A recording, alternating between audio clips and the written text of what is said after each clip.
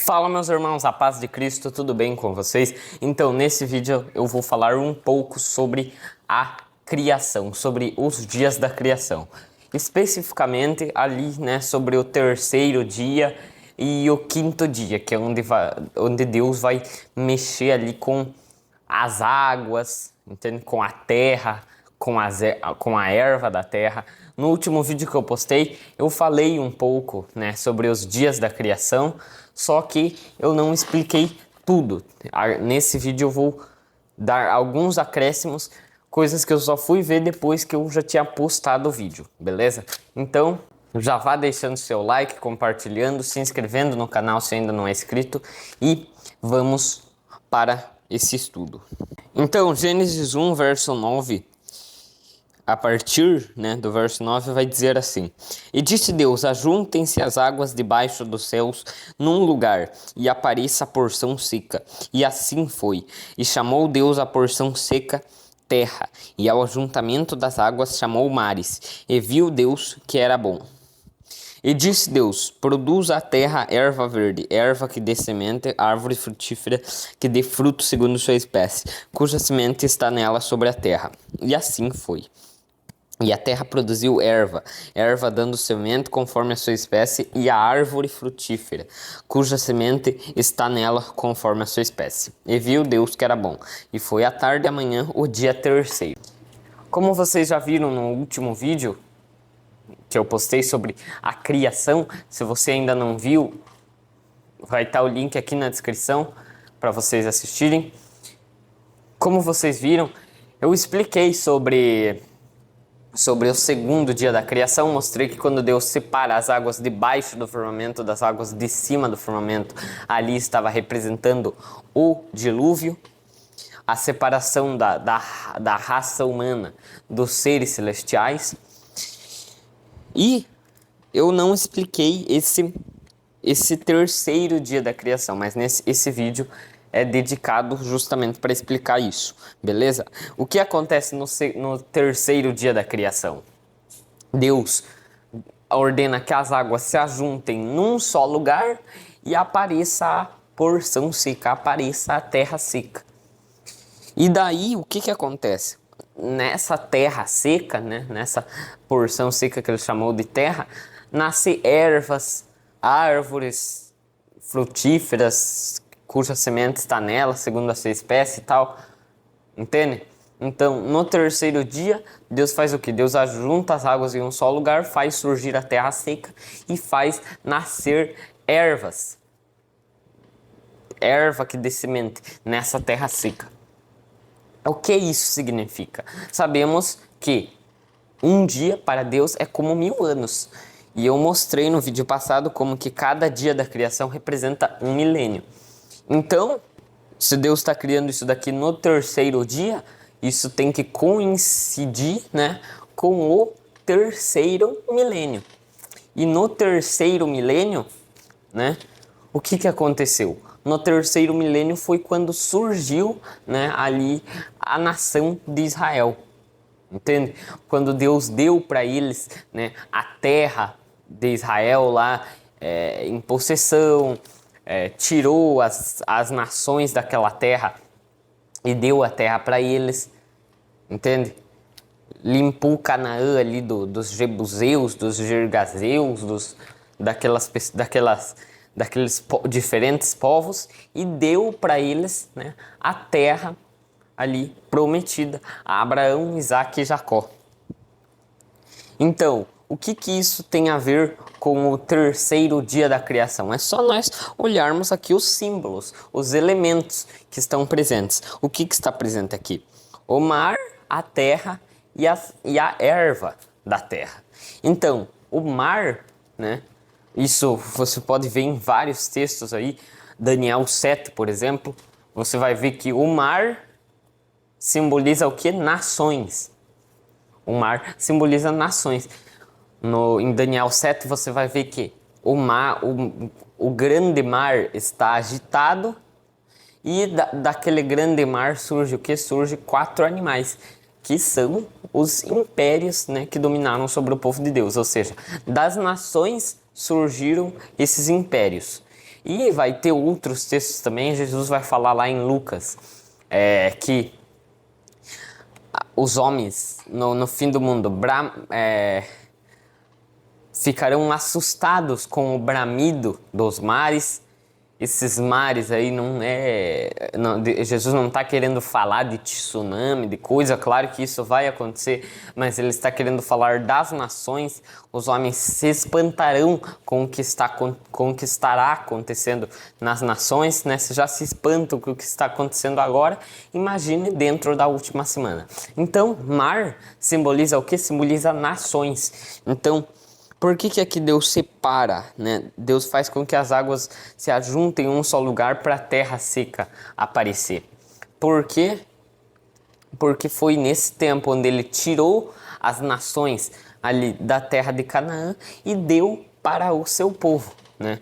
Que está representado aqui na erva da terra, né? Olha, produz a terra erva verde, erva que dê semente, árvore frutífera que dê fruto, segundo a sua espécie. Então, essas expressões vão estar lá no profeta Amós, no capítulo 7, verso 1 ao 3. Vai dizer assim: o Senhor Deus assim me fez ver, e eis que ele formava gafanhotos no princípio do rebento da erva serúdia, e eis que era a erva serúdia depois de findas as ceifas do rei.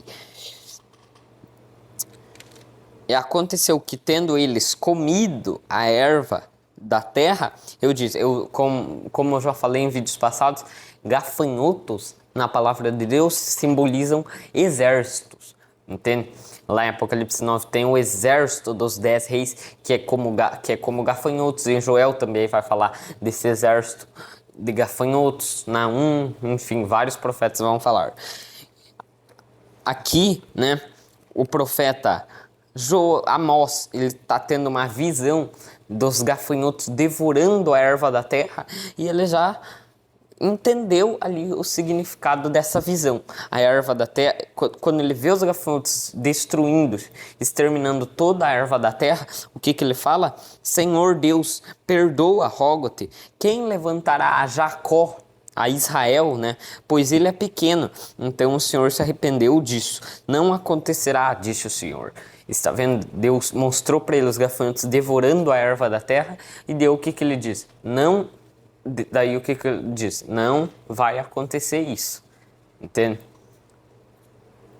E por isso que lá no Apocalipse você vê que os gafanhotos, né? Aquele exército de gafanhotos, que é uma analogia ali para falar do exército dos 10 reis, esse exército de gafanhotos é dado poder para eles ferir as pessoas, entende?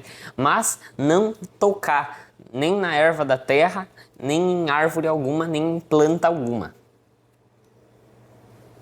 Mas somente nos homens que não têm nas suas testas o selo de Deus. Por que? Então você vê aí que a erva da terra, né, está querendo falar do quê? Lá ele não está falando de erva da terra, né? Os gafanhotos não vão poder tocar, não vão poder comer planta, grama, colheitas, não é nada disso. O que ele está falando lá é uma profecia, uma coisa espiritual. O que é essa erva da terra? São os descendentes de Israel, né? Lá, no caso, são tanto espirituais como literais, mas inicialmente aqui, né, quando Deus deu para eles a terra de Canaã, foram os descendentes de Israel literais. Então, o profeta Amós já viu aqui que a erva da terra era Israel, era o povo de Israel, e que os gafanhotos dos exércitos estavam consumindo tudo. Daí ele diz para Deus, Senhor, que não aconteça isso. E Deus cumpriu a sua promessa. Então, você está vendo que aqui a erva da terra está simbolizando o quê? Simbolizando Israel. É isso que acontece lá no terceiro dia da criação. Deus tira as águas para que a terra seca apareça, e nessa terra seca nascem o que? Nascem plantas, nasce erva, né? Deus também fala no profeta Jeremias que colocou a areia, né, como limite ali do mar. E ainda que as ondas, os mares, bramem contra ela, eles não poderão ultrapassar, entende? Tá falando sobre Israel. As nações não podem, ainda que elas bramem, né? Israel nunca será destruído por completo. É isso daqui que Deus está falando no profeta Amós. Só que a gente também tem que separar, né? É uma profecia de dupla camada. A gente tem que separar também, porque quando diz que dessa erva,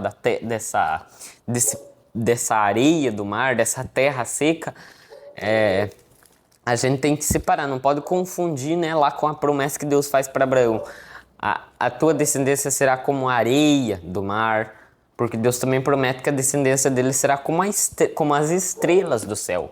A areia do mar está falando da descendência, né, da descendência de Ismael, como eu já expliquei no vídeo passado, tanto literal como espiritual.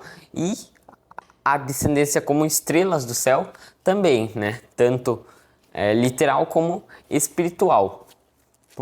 E muito mais, né, o espiritual, porque Paulo fala que nem todos os que são de Israel são israelitas. E ele ainda compara os israelitas, né, que não creem em Jesus ali com a areia do mar. Pegando um texto lá de Isaías.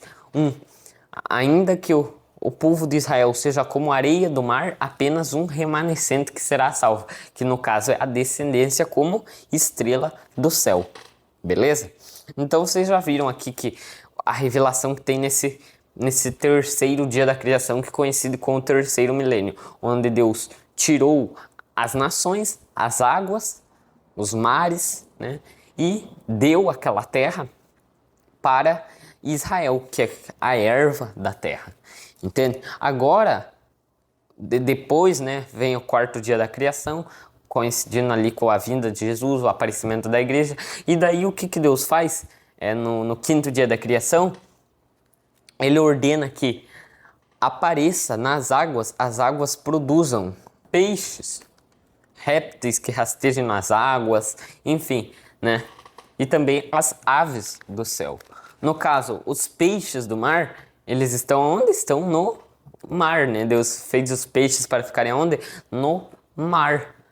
Mar são nações. Então, o que simboliza esses peixes? Lá em Gênesis 48, na bênção de Jacó para Efraim, ele diz que a descendência de Efraim irá se multiplicar como peixes no meio da terra.